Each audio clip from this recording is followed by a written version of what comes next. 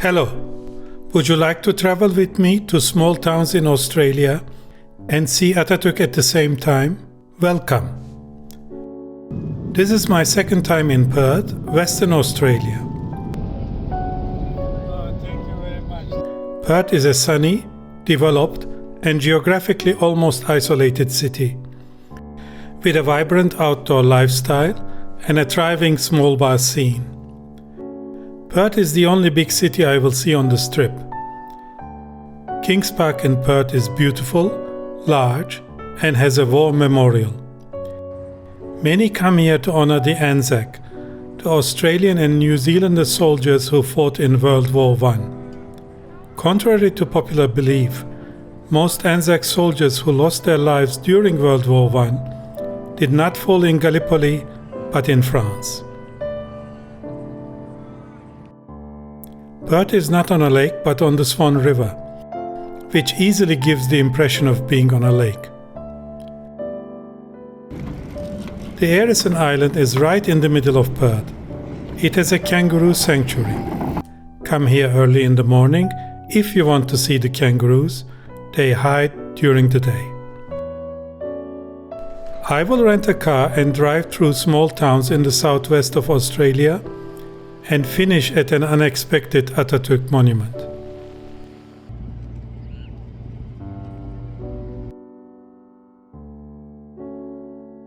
I'm stopping for a few hours in Bunbury because it conveniently is on the way. You can see the Preston River and dolphins.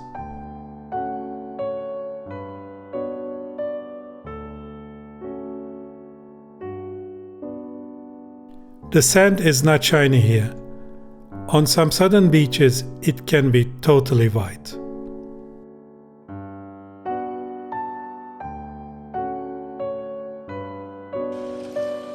I am now in Busselton, a lovely small coastal town. I came here in February, the height of the Australian summer. Many Australians were taking their holidays here.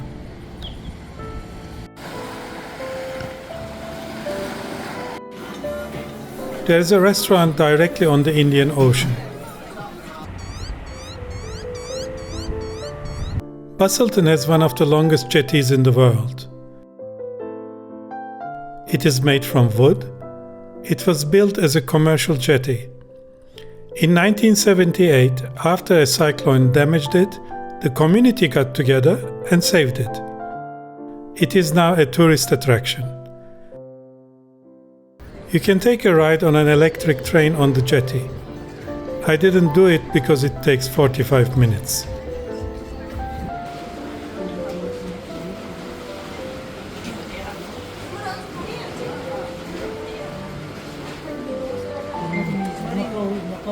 How many meters is this jetty? 1.8 Kilometers. 1.8, yeah, 1.8 kilometers.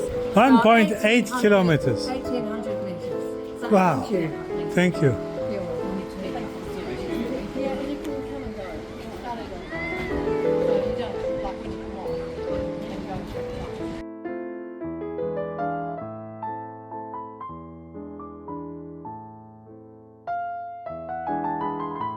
More than 5,000 Busselton residents consented to be followed for decades by medical researchers. Almost all doctors and nurses will tell you, eat more vegetables, drink more water and less alcohol, do not smoke, be physically active, move around.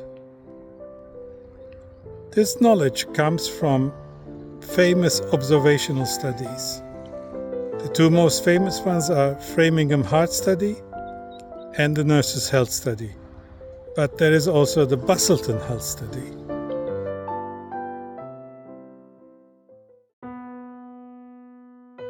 Busselton is excellent for whale watching, but not in February when I visited Busselton, but from September to November.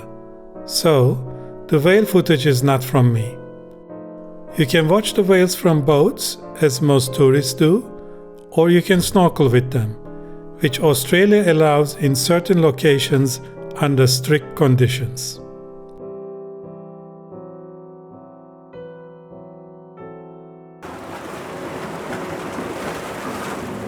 At Injidup Natural Spa, the waves and rocks can sometimes create a feeling like a thermal spa.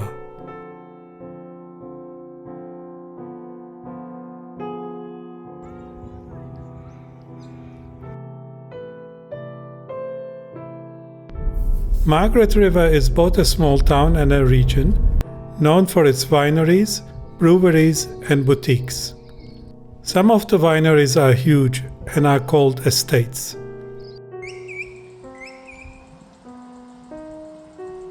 And have a hotel and a restaurant attached to them.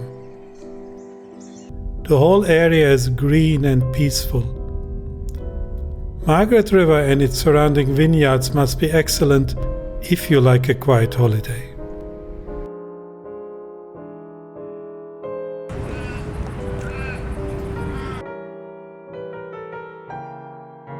This is a Numbat, an endangered termite-eating marsupial.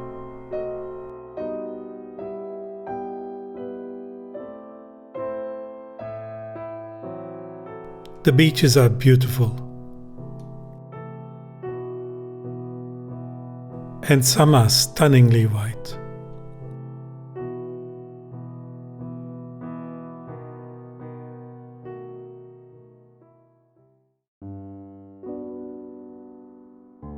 The Valley of the Giants, Treetop Walk, is why I came to the Walpole-Nornalup National Park. It features ancient and giant red tingle trees. These are a type of eucalyptus, which practically grow only here because they require a wet and cool climate.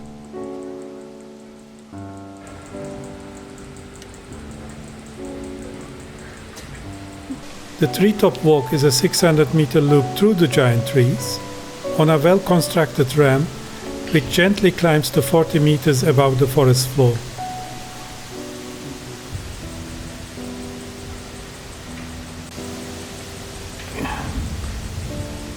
You find yourself within the beginning canopy of the trees, which can be as high as 70 meters.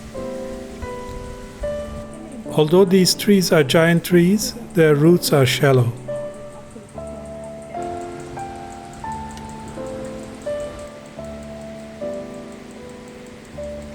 The red tingle forest provides a home for many small animals. If one of the giant trees falls down, it becomes biological gold. I enjoyed the Treetop Walk much more than these video clips can convey.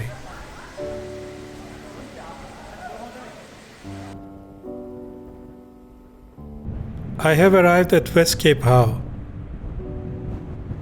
I was planning to walk down, but because of the strong wind, I changed my mind.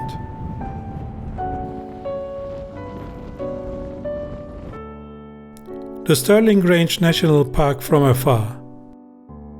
It is popular with hikers and wildflower lovers.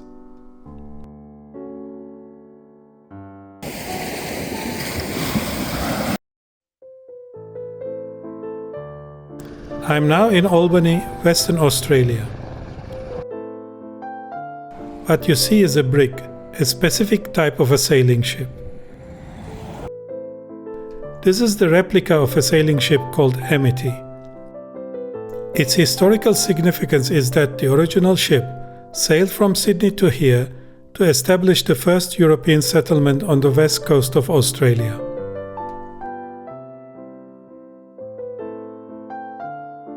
How big is Albany? How many people? Growing. Yeah, I couldn't tell you really. It's growing pretty big. So it's the biggest city around here. It's 50,000. Oh wow. 50,000. Yeah, that was in June of 2023, so... I'm in Injidup National Park to see the Gap and the Natural Bridge. They are two dramatic coastal formations very near to each other. Although both are granite, they were eroded away, carved, by the great waves of the Southern Ocean. No such luck when I was there. The waves of the Southern Ocean can be very high, and reach over the natural bridge and almost to the top of the gap. The gap drops 24 meters or more, depending on where you look down. The natural bridge is an arch-shaped formation, created because the weaker rock underneath was eroded away by the waves, leaving the more resistant top layer as a bridge. The whole area is Precambrian, incredibly old, approximately 1.3 to 1.1 billion years old. This coast is rigid and highly resistant, yet susceptible to the tremendous force of the Southern Ocean. Once, Australia and Antarctica were connected. Then Australia slowly moved away. Today, it is open water from here to Antarctica, 4,000 kilometers of ocean.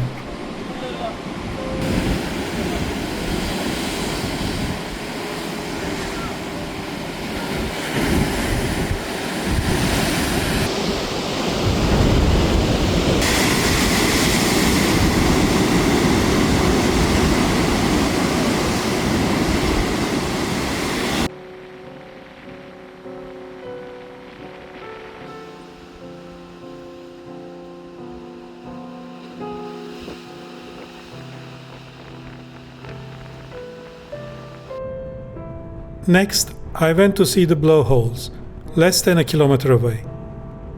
This is how a blowhole is supposed to work, and this is what I should have seen, but I had no luck with big waves. Yet I could hear the blowholes beneath me.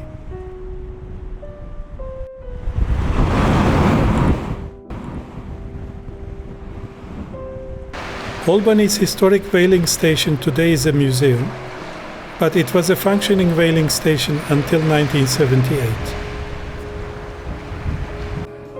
You can visit an original whale hunting ship, the Shane's Fall.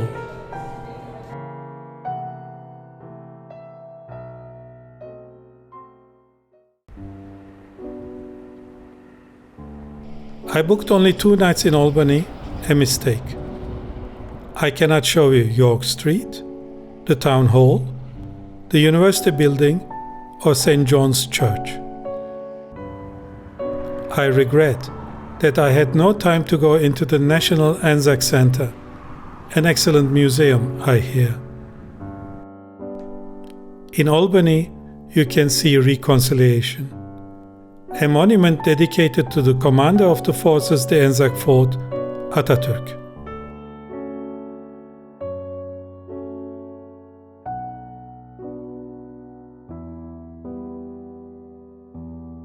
On this hill on the Atatürk Channel is the statue of Atatürk, with his famous words, "Peace at home, peace in the world." In 1914, the first Anzac troops set sail from Albany to fight in World War I. They arrived at Gallipoli in 1915. On the day of their arrival, an Ottoman division under the command of Mustafa Kemal stopped them. That same day, the commander of the Anzac forces, William Birdwood, and 2 of his officers understood the situation and wanted to evacuate the Anzac soldiers, but they were not allowed to. The Gallipoli Campaign turned into a trench war, a grueling battle of attrition. After 8 months, the Anzac withdrew from Gallipoli. 19 years later, about 700 people, mostly surviving Anzac soldiers and their relatives, visited Gallipoli. In the intervening years, Mustafa Kemal had founded the Republic of Turkey. Today, he is known as Atatürk.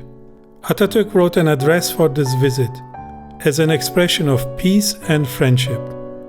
This plaque in Albany contains this address, slightly abbreviated.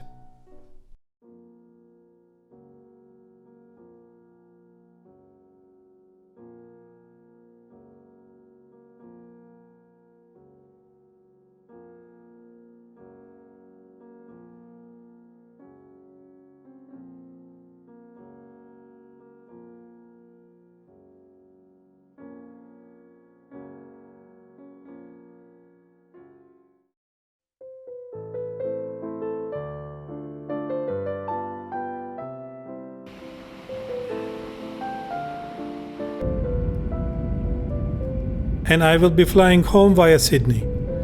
Perhaps you can just see from the window of the airplane the Sydney Harbour Bridge and the Sydney Opera House.